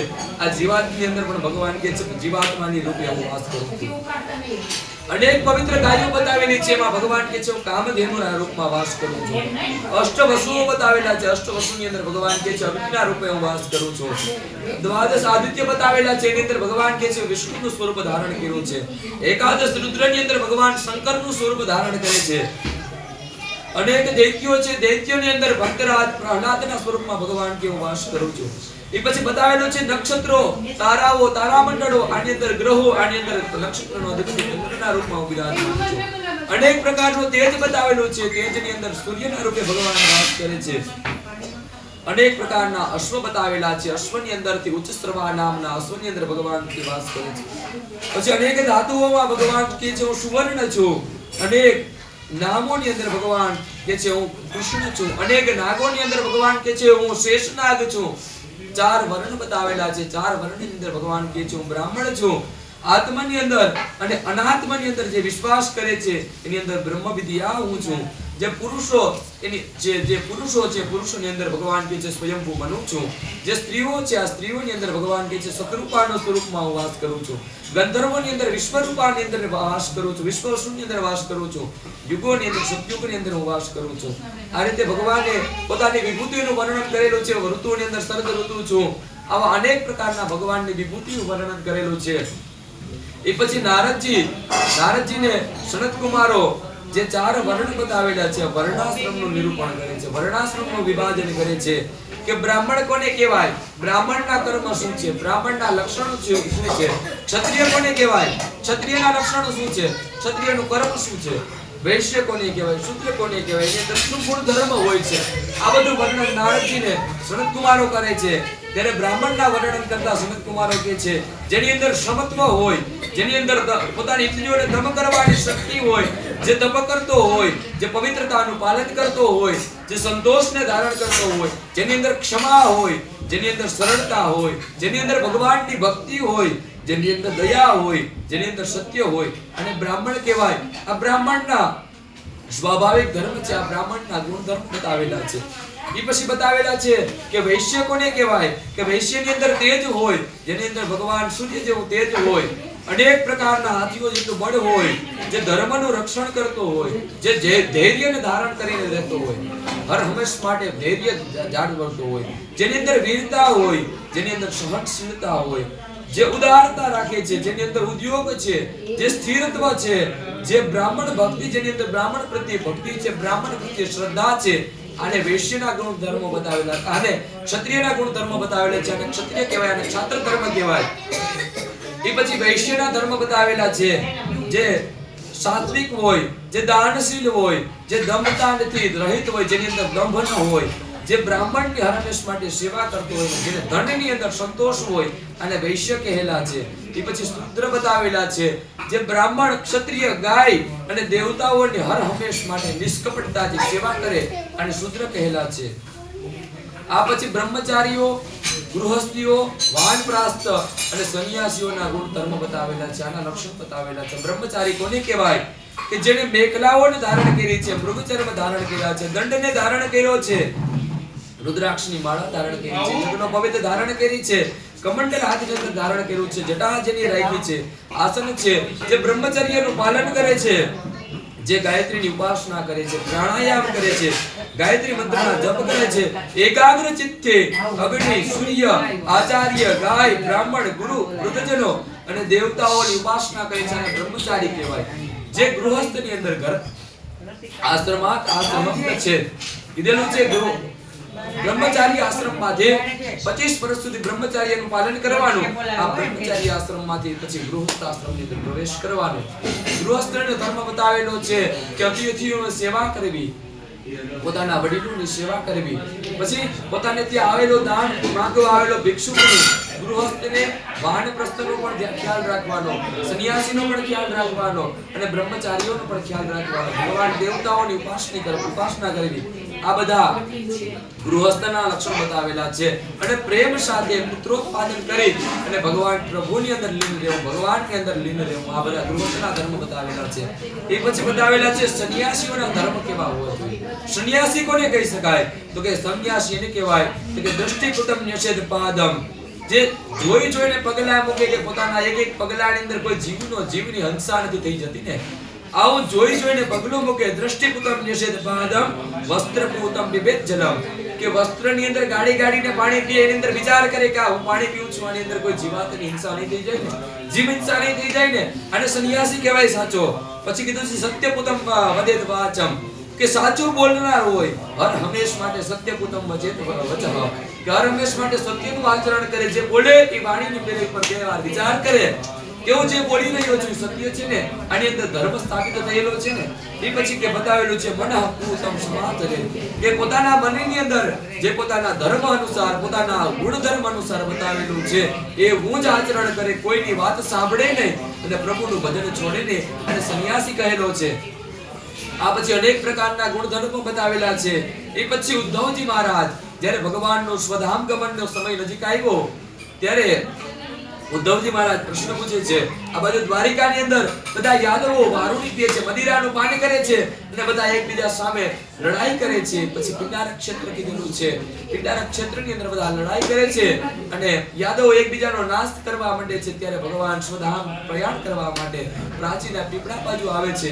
ત્યારે જેઓનો માછલી ગળી ગઈ હતી, આ જે કટકો મુસળનો હતો, એ મુસળનો કટકો એક મત્સ્યમારને મળે છે. એનામાંથી મુસળ કાઢી એનું બાણ બનાવે છે, એની પર ઝેર લગાડે છે, વિષ લગાડે છે અને ભગવાનને જ્યાં પ્રાચીના પીપળે સ્વધામ પ્રયાણ કરવાનો સમય આવે છે ત્યાં ભગવાનને બેઠા હોય છે પોતાની અંતિમ સમયે, ત્યારે ઉદ્ધવજી મહારાજ પોતાની ભગવાનની બાજુમાં હોય છે અને પારધી બાણ છોડે છે અને ભગવાનના જમણા પગના અંગૂઠાની અંદર પ્રહાર થાય છે અને ભગવાનને વિષ પોતાના શરીરની અંદર પ્રવેશ કરે છે.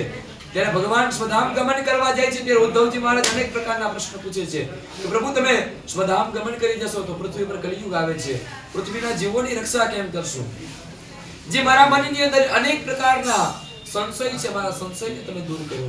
એ પછી ઉદ્ધવજી મહારાજ કહે છે તમે જતા રહેશો તો ધર્મ ક્યાં જશે? તમે જતા રહેશો, તમે ધર્મની સંસ્થાપના કરવા માટે આવ્યા, અને જો તમે જ જતા રહેશો તો ધર્મ ક્યાં જશે? ત્યારે ભગવાન ને ઉદ્ધવજી મહારાજ જે પ્રશ્ન પૂછે છે એ પ્રશ્ન એવા છે કે યમ અને નિયમના કેટલા પ્રકાર છે? શ્રમ કોને કહેવાય? દમ અને શું કે દમ એટલે શું? તિતિક્ષા અને ધૈર્ય કોને કહેવાય? આપ મને દાન, તપ, ધીરતા, સભ્યતા, ઋતુ આ બધા વિશે જાણ કરાવો. ત્યાગ કોને કહેવાય? અભિષ્ટ સંપત્તિ કોને કહેવાય? યજ્ઞ કોને કહેવાય? દક્ષિણા કોને કહેવાય? પુરુષનું સાચું બળ શું છે? ભગત કોને કહેવાય? બળ કોને કહેવાય? અને લાભ કઈ વસ્તુમાં છે? ઉત્તમ વિદ્યા કઈ છે જે સ્ત્રીને અને સુખ અને આપનારી છે? સ્વર્ગ અને નરક શું છે? આવા અનેક પ્રકારના પ્રશ્ન ઉદ્ધવજી મહારાજ ભગવાનને પૂછે છે. ત્યારે ભગવાન દ્વારિકાધીશ ઉદ્ધવજીને જવાબ આપે છે કે યમ 12 પ્રકારના છે, યમ અને નિયમ 12 પ્રકારના છે. યમ 12 કોને કહેવાય? કે જે અહિંસા કરવી, હિંસા ન કરવી આને યમ કહેવાય. સત્યનું આચરણ કરવું, ચોરી ન કરવી, અસંગતતા, ખરાબ વ્યક્તિ સાથે સંગ ન કરવો, લજ્જામાં રહેવું, અપરિગ્રહ રહેવું, આસ્તિકતાનો અપનાવવું, બ્રહ્મચર્યનું પાલન કરવું અને મનને સ્થિર રાખવું, મનને પ્રભુની અંદર સ્થિર રાખવું, ક્ષમા રાખવી અને અભયત્વ રહેવું, અભય રહેવું, આને 12 પ્રકારના યમ કહેલા છે. એ પછી 12 પ્રકારના નિયમ પૂછ્યા છે તો 12 પ્રકારના નિયમ કીધેલા છે જેની અંદર પવિત્રતા, જપ, તપ, હવન, યજ્ઞ, શ્રદ્ધા, અતિથિઓની સેવા કરવી, ભગવાનની પૂજા કરવી, તીર્થયાત્રા કરવી, પરોપકાર કરવો, સંતોષ રાખવો અને ગુરુની સેવા કરવી. 18 પુરાણનો માત્ર સાર હોય ને, અષ્ટાદશ પુરાણેષુ વ્યાસસ્ય વચનમ દ્વય પરોપકારાય પુણ્યાય પાપાય પરપીડિનમ. 18 પુરાણ ની અંદર કોઈ પણ સાર હોય ને તો એટલું જ છે. વ્યાસજી નું 18 પુરાણ રહે છે પછી એક જ વિચાર આવ્યો કે પરોપકારાય પુણ્યાય, બીજા ઉપર ઉપકાર કરવો એ પુણ્ય છે, અને પાપાય પરપીડિનમ, બીજાને દુખી કરવા એ સૌથી મોટામાં મોટું પાપ છે. 18 પુરાણનો એક જ માત્ર સાર છે, બીજા ઉપર ઉપકાર કરવો એ સૌથી મોટું પુણ્ય અને બીજાને પીડિત કરવા આ સૌથી મોટામાં મોટું પાપ છે. આ યમ અને નિયમ જણાવ્યા. એ પછી પ્રશ્ન હતો કે સમત્વ કોને કહેવાય? સમત્વમ યોગ ઉચ્યતે. સમત્વ ગીતાજી કહે છે કે સમતા ધારણ કરો તો તમે યોગી કહી શકાય, પણ સમત્વ કોને કહેવાય? બુદ્ધિને, પોતાના મનને ભગવાનની અંદર પ્રેરિત કરી દેવી આને સમત્વ કહેવાય. જીવ અને ઈશ્વરની અંદર ભેદ ન જોવો હોય આને સમત્વ કહેવાય. આ સમત્વ ને બુદ્ધિને ભગવાનની અંદર જોડવી એટલે સમત્વ કીધું. એ પછી દમ કીધું છે. દમ કોને કહેવાય? તો કે તમારી ઇન્દ્રિયો ઉપર દમન કરવું, તમારા કામ ઉપર દમન કરવું, તમારા ક્રોધ ઉપર દમન કરવું, તમારી અંદર રહેલા લોભ ઉપર દમન કરવું આને દમ કહેવાય. પછી તિતિક્ષા પૂછી છે. તિતિક્ષા કોને કહેવાય? કે પ્રભુ પ્રત્યે ભક્તિ ધારણ કરવી અને ભક્તિ કરતી વખતે અનેક પ્રકારના દુઃખ આવે તો આ દુઃખને સહન કરવા. જે મીરાબાઈએ ભગવાનની ભક્તિની અંદર અનેક દુઃખને સહન કર્યા, કૃષ્ણ વેલાએ સહન કર્યા, એ રીતે આ દુઃખને સહન કરી લેવા અને તિતિક્ષા કહેવાય. પછી ધૈર્ય કોને કહેવાય? ધીર પુરુષ કોને કહેવાય? કે જે પોતાની જનેન્દ્રિય અને જીભ ઉપર અંકુશ રાખી અને વિજયને પ્રાપ્ત, પોતાની જનેન્દ્રિય ઉપર વિજય પ્રાપ્ત કરે છે અને ધૈર્ય પુરુષ કહેવાય. સૌથી મોટું દાન કોને કહેવાય? સૌથી મોટું દાન કયું કહી શકાય? તો કે અભયત્વમ છે ને સૌથી મોટું દાન છે. કોકને એમ કેવું કે તારી રક્ષા હું કરીશ, તારી રક્ષા કૃષ્ણ કરશે, આ અભય આપી દીધું. પછી એનો મૃત્યુ સમય આવે તો એને ડર ન લાગે, મૃત્યુનો ડર ન લાગે, પરંતુ એને વિચાર આવે કે ભગવાન મારી રક્ષા કરશે. એટલા માટે આને અભયત્વ એ સૌથી મોટું દાન કીધું છે. પછી તપ કોને કહેવાય? તો કે કામનાઓનો ત્યાગ કરવો ને સૌથી મોટું તપ છે.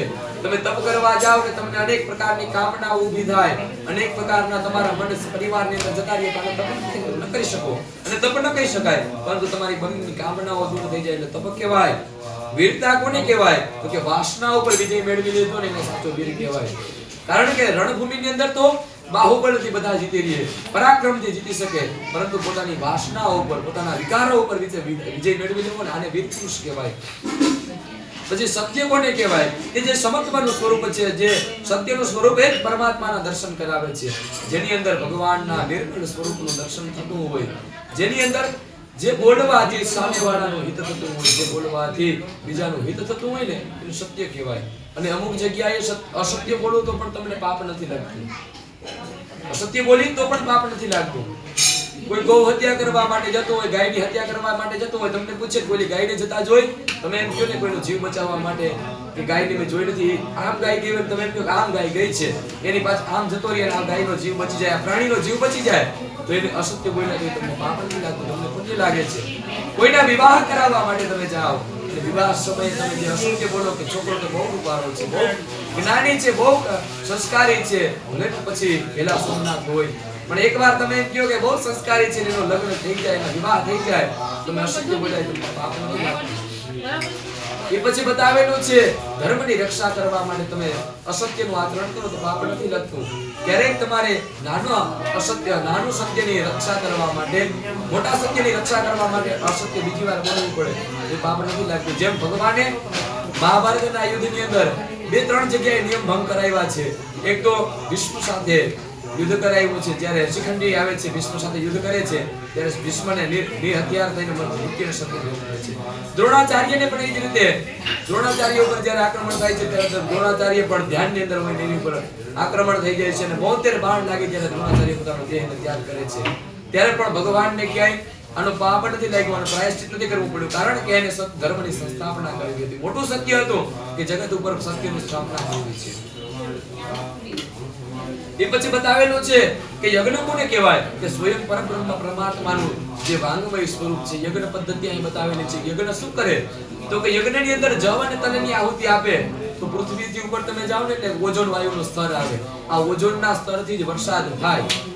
જો તમે જવ અને તલની આહુતિ આપો તો તલનો જે ધુવાળો નીકળે એનાથી ઓઝોનનું સ્તર બંધાય, અને આ ઓઝોનનું સ્તર બંધાય ઈ વરસાદ કરે, ઈ વરસાદ કરે એટલે પાછું અનાજ ઉગે, અને અનાજ ઉગે એટલે આપણા બધાનું પોષણ થાય છે. એટલે મને કીધું છે, ગીતાજી કહે છે યજ્ઞાત ભવતિ પર્જન્યઃ, કે યજ્ઞ કરો તો વરસાદ થાય. એટલે યજ્ઞ છે ને સૌથી મોટો સાયન્સ છે.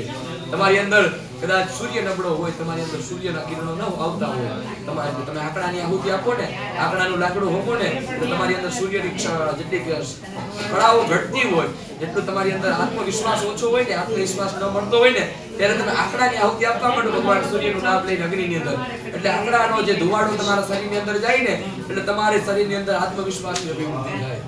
તમારા માનસિક વિચાર નબળા હોય, તમારું મન નબળું હોય, એને ખાખરાના ઝાડ નીચે બેસાડો, તો ખાખરાની આહુતિ આપો, લાકડાના ધુવાડે બેસાડો, એટલા માટે એના મનનો ઉપાય થઈ જાય, એનો મનનો વિકાસ થવા માંડે. અમે વાત થઈ છે આપણે ભાઈને કે જ્યારે જે કોઈ માણસને પોતાના મનની અંદર માનસિક વિકાસ ઓછો હોય ને, આ ખાખરાનું સેવન કરે, ખાખરાના ઝાડ નીચે બેસે, ખાખરાનો ધુવાડો લે, ખાખરાની લાકડાના આહુતિ આપે, તેનાથી એનો જે ધુવાડો મળે, એનો જે પ્રકાશ મળે, એનાથી મનના વિચારો તમારા મનની અંદર જે ઘટતા હોય, રક્તસ્રાવો ન પહોંચતા હોય, રક્તસ્રાવો ઊભા થાય અને શ્વેતકણો અને રક્તકણો ઊભા થાય, ત્યાંથી પછી એની બુદ્ધિ પાછી પ્રગતિત થાય છે. આ યજ્ઞ કર્મનું વર્ણન બતાવેલું છે. એ પછી બતાવેલું છે કે યજ્ઞ વગેરેમાં આપવામાં આવેલી દક્ષિણા શું છે? દક્ષિણા કોને કહેવાય? તો કે જ્ઞાનનો ઉપદેશ આપવો એ સાચી દક્ષિણા છે. જ્ઞાન આપવું એ દક્ષિણા છે. એ પછી બતાવેલું છે ભગત કોને કહેવાય, તો કે ભગવાનનું પરબ્રહ્મ પરમાત્માનું જે ઐશ્વર્ય છે અને ભગત કહેવાય અને નભ કહેવાય. પછી નરક કોને કહેવાય, કે જે તમોગુણની વૃદ્ધિ કરે અને નરક કહેવાય. જ્યાં તમારા તમોગુણની અભિવૃદ્ધિ થાય, જ્યાં તમે જાવ એટલે તમને ખરાબ વિચાર આવે એટલે સમજી લેવાનું કે આ જગ્યા નરક સમાન છે. કથા મંડપની અંદર બેઠા હોય એટલે તમને વિચાર જે આવે ને એ જ વિચાર તમે તમારા ઘરે જઈને વિચાર કરજો નહીં આવે. એ જ વિચાર તમારો એ જ ઘર છોડી એક સિનેમાની અંદર જઈને વિચાર કરજો. તમારા ઘરની અંદર જે વિચાર આવતા હશે એ પણ તમારા સિનેમા આવશે. એટલા માટે કીધેલું છે કે તમારા મનની અંદર તમોગુણની અભિવૃદ્ધિ થાય અને નરક કહેવાય. તો સ્વર્ગ કોને કહેવાય, કે મનની અંદર સત્વગુણની અભિવૃદ્ધિ થાય અને સ્વર્ગ કહેવાય.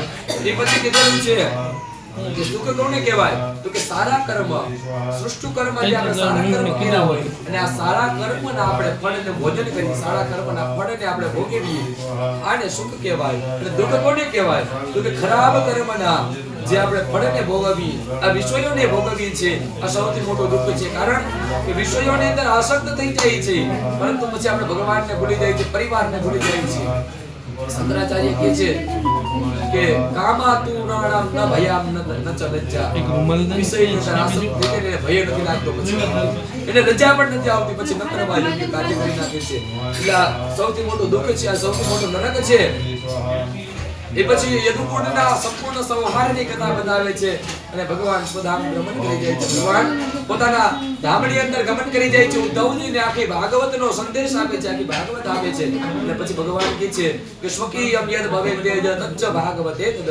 ભગવાન પોતાનું જેટલું કઈ તેજ હતું આ બધું તેજ આ ભાગવતજીની અંદર સ્થાપિત કરીને જાય છે. ભગવાન કહે છે કલિયુગની અંદર ભાગવતજીની અંદર જ મારું તેજ છે અને આની ખાલી માત્ર પૂજા કરવાથી, આનું સ્મરણ કરવાથી, આનું શ્રવણ કરવાથી, આ શ્રવણ માત્રથી આ ભાગવતજી એવા છે, એનું શ્રવણ કરો ને તો પણ તમારા જન્મ જન્માંતરના પાપને બાળીને નાશ કરી નાખે છે. આ પછી આપણે વિચાર આવે કે ભાગવતજી ખાલી શ્રવણ કરીએ તો શ્રવણ કરવાનો કદાચ સમય ન હોય તો શું કરવું જોઈએ, તો કીધું છે કે ભાગવતજીનું શ્લોકમમાં શ્લોકાર્ધ પાદમમાં કદાચ તમે એક શ્લોકનું શ્રવણ કરો, એક શ્લોક બોલો તો પણ ભાગવતજી તમારા બધા જ પાપને બાળી નાખે છે, તમારા મુક્તિનું કારણ બની જાય છે. એ પછી બતાવેલું છે કે ભાગવત એક જ એવું પુરાણ છે જે મુક્તિ માટે, એકમ ભાગવતમ પુરાણમ મુક્તિદાને ન ગર્જતિ. એક જ એવું ભાગવત પુરાણ છે કે જે ગર્જના કરે છે કે આવો આવો જીવો, જીવાત્માઓ આવો, તમને મુક્તિ દેવા માટે. આ ભાગવતજીનું ઉપદેશ બતાવે છે. ભગવાન કહે છે મારું જેટલું કઈ તેજ છે આ ભાગવતજીની અંદર સ્થાપિત કરીને જાઉં છું. પછી ભગવાન સ્વધામ ગમન કરી જાય છે. એ પછી સુખદેવજી પાસે પરીક્ષિત પણ સંતુષ્ટ થઈ જાય છે. ભગવાનની લીલાનું નિર્મળ ગાન કરી સાંભળી અને પરીક્ષિતના આત્માની અંદર શાંતિની પ્રાપ્તિ થઈ જાય છે, પરીક્ષિતને આનંદની પ્રાપ્તિ થઈ જાય છે. ત્યારે પરીક્ષિત મહારાજ સુખદેવજી મહારાજને પ્રાર્થના કરે છે કે પ્રભુ હે ગુરુદેવ, આજ આપની કૃપાથી 7મો દિવસ છે, આજે મારું મૃત્યુ મારી નજીક આવી ગયું છે, હવે તમારે કઈ ઉપદેશ આપવો હોય તો મને આપી દો. ત્યારે સુખદેવજી મહારાજ પરીક્ષિત રાજાને ઉપદેશ આવે છે, આપે છે આદિ અનાદિ અને પરબ્રહ્મ પરમાત્માના ચરણનું તમે સેવન કરજો, તમે પરબ્રહ્મ પરમાત્માના ચરણનું મનની અંદર ચિંતન કરજો, તમારા પ્રાણને શરીરમાંથી ખેંચી એકત્રિત કરીને તમારા બ્રહ્મરંધ્રની અંદર સ્થાપિત કરજો. કારણ કે જીવને જમવું હોય જો બ્રહ્મરંધ્રની અંદર જાય તો સીધો ભગવાનના સ્વધામની અંદર જતો રહે, ભગવાનના મુક્તિના ચરણે જતો રહે. એટલા માટે તમારા પ્રાણને બ્રહ્મરંધ્રની અંદર સ્થાપિત કરજો. એટલે જ્યારે તક્ષક આવે ને એ પહેલા તો તમે તમારો દેહ છોડી અને ભગવાનના ધામની અંદર જતા રહેશો. એ પછી ભગવાનના નિર્મળ ગુણનું ગાન સાંભળી અને પરીક્ષિત રાજા સંતુષ્ટ થઈ જાય છે. આ બાજુ પરીક્ષિતને બચાવવા માટે કશ્યપ નામના ઋષિ તૈયાર થાય છે. પરીક્ષિતને 7મે દિવસે તક્ષક કરડશે તો પરીક્ષિતને 7મે દિવસે મોક્ષ મૃત્યુ નથી થવા દેવું, એને બચાવી લેવો છે. ત્યારે આ જે કશ્યપ ઋષિ આવતા હોય છે અને પરીક્ષા લેવા માટે તક્ષક નાગ તો એક વૃક્ષ ઉપર પ્રહાર કરે છે, પોતાનું વિષ ફેંકે છે. તો કશ્યપ ઋષિ એક જ જલની હજરી નાખે છે અને પોતે કશ્યપ ઋષિ આ વૃક્ષને પાછું સજીવન કરી દે છે, આ વૃક્ષને જીવતું કરી દે છે. પછી કશ્યપ ઋષિને અનેક પ્રકારના પ્રતિનિધિત્વ કરે છે, અનેક પ્રકારના તાપ આપે છે આ તક્ષક નામનું નાગ, અને કશ્યપ ઋષિને લોભ આપી અને ત્યાંથી જતા કરી દે છે. તમે પરીક્ષિત રાજાને ઉદ્ધાર ન કરતા. આ પછી જ્યારે તક્ષક આવે છે અને પરીક્ષિતને દંશ મારે છે તો પરીક્ષિત રાજાએ પોતાનો જે કઈ પ્રાણ હતો આ પ્રાણને બ્રહ્મરંધ્રમાંથી પોતા ભગવાનના ધામની અંદર જતો કરી દીધો હતો, બ્રહ્મરંધ્રમાંથી પોતાના પ્રાણને છોડી દીધો હતો. તક્ષક આવીને દેહની અંદર દંશ મારે છે. આ બાજુ દેવતાઓના વિમાન આવે છે અને ભગવાનના વિમાનની અંદર ભગવાનના પાર્ષદો સાથે પરીક્ષિત મુક્તિને પામે છે. અહીંયા પરીક્ષિતની મોક્ષની કથા પૂર્ણ થાય છે. તક્ષક નાગને અનેકવાર વિચાર આવે છે, બ્રહ્માદી ઋષિઓ આ કથાના દિવ્ય ભાગવતનું ગુણગાન ગાય છે અને ભાગવતજીનું મહાત્મ્ય પણ એમ કહે છે કે જ્યારે ભાગવતજીની કથાનો પ્રારંભ કર્યો ને સુખદેવજી મહારાજે પરીક્ષિતને સંભળાવવાનો, ત્યાં તો દેવતાઓ આવ્યા. દેવતાઓ આવીને શું કીધું ખબર? પરીક્ષિત રાજાને કે તમે અમૃત આપી દો, અમરત્વની પ્રાપ્તિ કરાવી દો. અમારી આગળ અમૃતનો કુંભ છે, સમુદ્ર મંથનમાંથી નીકળેલું અમૃત. આ અમૃત પરીક્ષિતને પાન કરાવી દો એટલે અમર થઈ જશે, એનું ક્યારે મૃત્યુ નહીં થાય. પછી હાથ ઉપર તક્ષક ભજન કરીને અને અમને આ ભાગવત રૂપી અમૃત આપ્યો, અમને આ ભાગવત અમૃત આપ્યો. ત્યારે સુખદેવજી મહારાજ દેવતાઓને અભક્ત જાણી, દેવતાઓને ભાગવતના અધિકારી નથી જાણતા અને અભક્ત જાણી અને દેવતાઓને કહે છે, દેવતાઓ પર હાસ્ય કરે છે. હાસ્ય કરી અને સુખદેવજી મહારાજ કહે છે કે ક્યાં કાચનો ટુકડો ને ક્યાં એક મોટી મણી. તમારી આગળ જે અમૃત છે ને તે કાચનો ટુકડો છે, તમારી આગળ જે ભાગવત છે ને એક પ્રતિફલિત હીરા જેવું છે, એક મોંઘેરા કીર્તિ મણી જેવું છે. એટલા માટે દેવતાઓ માટે પણ આ ભાગવતજી દુર્લભ છે. અને આનું સપ્તાહ શ્રવણ કરવાથી મનુષ્યના મનોરથને પૂર્ણ કરનાર છે, ભગવાનને ધામની પ્રાપ્તિ કરાવનાર છે, ભગવાનના ચરણની અંદર સેવા આપનાર છે. આ પરીક્ષિતનો અહીંયા મોક્ષ થાય છે. એ પછી આગળ કથા બતાવેલી છે કે પરીક્ષિતના પુત્ર જન્મેજય સર્પ યજ્ઞ કરે છે અને સર્પ યજ્ઞની અંદર અનેક પ્રકારના સર્પને આહુતિ આપે છે. બધા સર્પની આહુતિ આપી દે છે યજ્ઞકુંડની અંદર. એવામાં તક્ષકને ખબર પડે છે કે તક્ષક ત્યાંથી દોડીને જતો રહે છે અને ઇન્દ્રાસનની અંદર જાય છે. ઇન્દ્રની ફરતે લપેટાઈ જાય છે, ઇન્દ્રાસનની આજુબાજુ લપેટાઈ જાય છે. એટલે આ બાજુ જન્મેજય તો પરાક્રમી યુધિષ્ઠિરના વંશજ હતા, યુધિષ્ઠિરના વંશની અંદર આવ્યા હતા. એટલે શાસ્ત્ર અને શસ્ત્ર બંનેને જાણનાર હતા.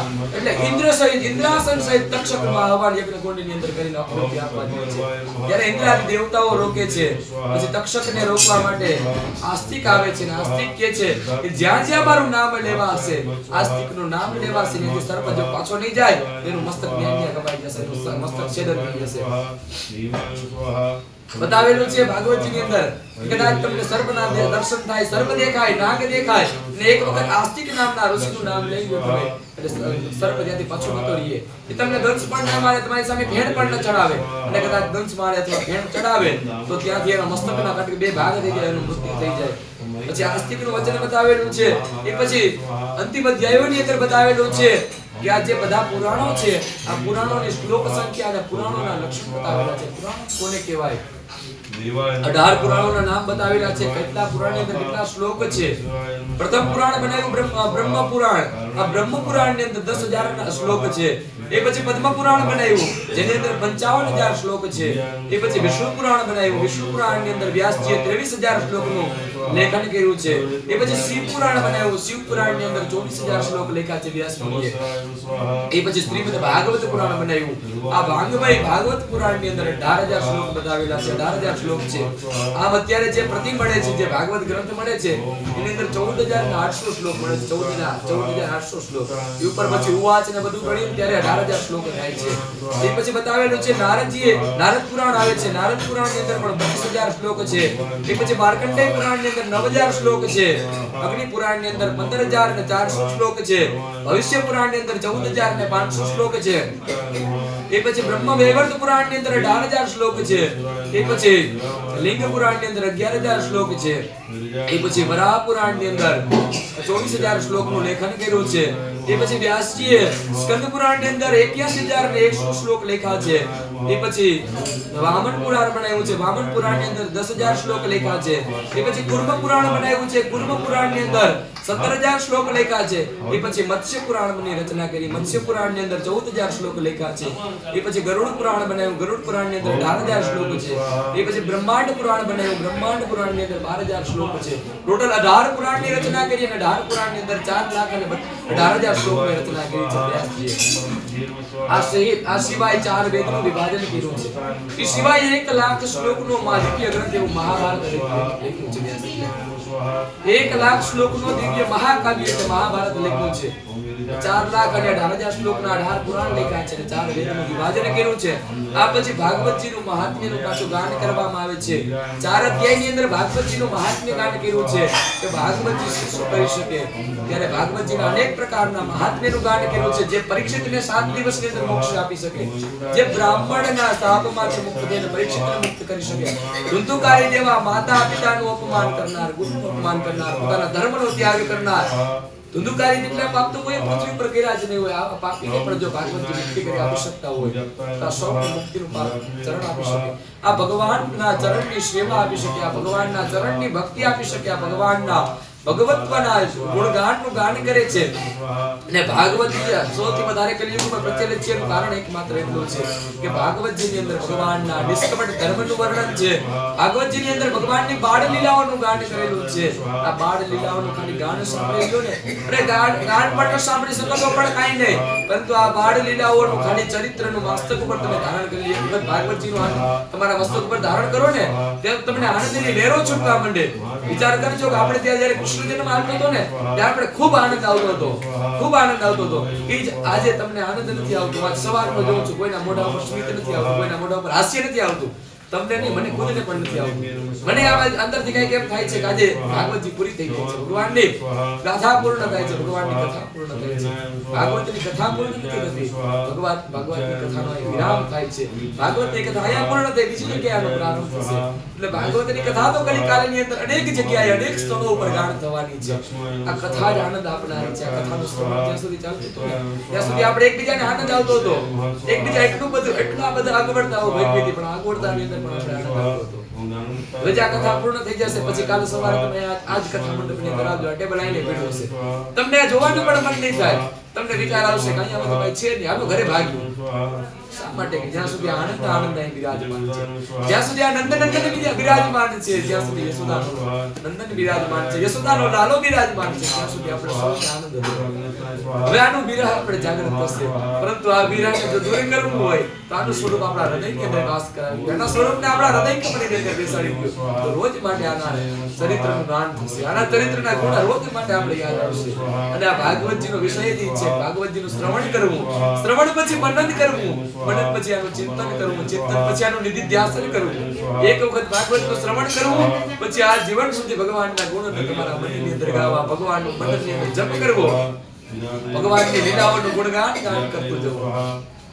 આ જ્યારે આ જીવનની લીલાઓ ભગવાનની સાંભળો, ગુણગાન ગાવું ને પછી અંત સમયે તમારે ભગવાનનું સ્મરણ કરવું ન પડે, સ્મરણ થઈ જાય. ભગવાનને સ્વયંને તમારી મુક્તિ કરવા માટે આવવું પડે. ભગવાન સ્વયં પોતાના પાર્ષદોની સાથે આવે, પોતાના પાર્ષદો સાથે તમને મુક્ત કરવા આવે. તમારા દેહને અહીંથી વિમુક્ત કરવા માટે યમુના દૂતો આવ્યા તો યમુના દૂતને પણ અહીંથી ભાગીને દૂર જવું પડે. આવી ભગવાનની નિર્મલ યશનું ગાન કરેલું છે. આ ભાગવતજીના અહીંયા આપણે વિરામ આપી છે, આ ભાગવતજીનો વિરામ આપી છે. ભગવાન કૃષ્ણ પરમાત્માના ચરણે આ દિવ્ય ગ્રંથને આપણે સમર્પિત કરી છે. ભગવાનને પ્રાર્થના કરી છે, પ્રભુ આ તમારી લીલાઓ, આ તમારા ગુણગાન અને તમારા નિર્મલ યશનું ગુણગાન તમારા ચરણે તમને અર્પિત કરીએ છીએ. ત્વદીયમ વસ્તુ ગોવિંદ તુભ્યમેવ સમર્પયે. સૌને જય શ્રી કૃષ્ણ, જય શ્રી રામ, હરિત્ય સંસાર એક રામ. श्री गणपति गजानन महाराज की जय, द्वारिकाधीश की जय, कृष्ण कन्हैया लाल की जय, भागवत भगवान की जय, लक्ष्मी नारायण भगवान की जय, रामचंद्र भगवान की जय, पवन सुत हनुमान जी महाराज की जय, सोमनाथ महादेव की जय, जटा शंकर महादेव की जय, भूतड़ा दादानी जय, उमाकांत स्मरण विधेय नमः पार्वती पतये हर हर महादेव हर. श्री वृंदावन बिहारी लाल की जय. जय जय श्री राधे, जय जय श्री राधे, जय जय श्री राधे.